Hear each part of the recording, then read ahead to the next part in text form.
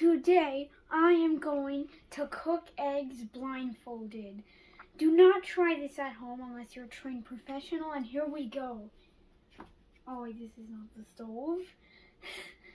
Alright, and Mommy will be our camera person, so you may start with cracking the egg.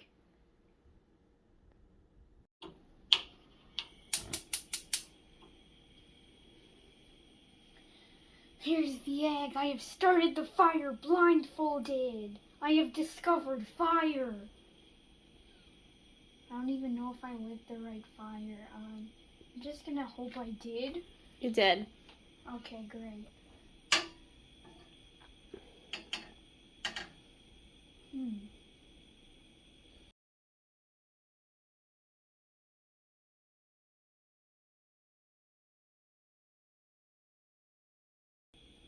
Hopefully the house isn't burning down while I'm not realizing this.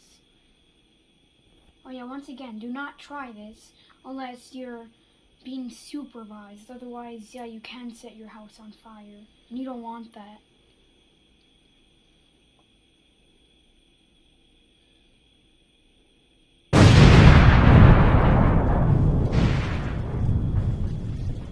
Oh, it's almost done.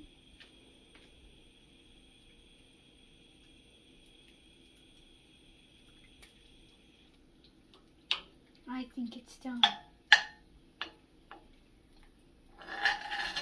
Okay, I'm going to take it out. So, again, for the last time, do not do this at home.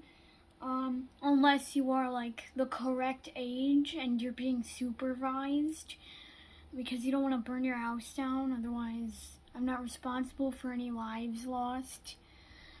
Anyways, some tips on how to make it good is when you hear the sizzling, that means it's ready.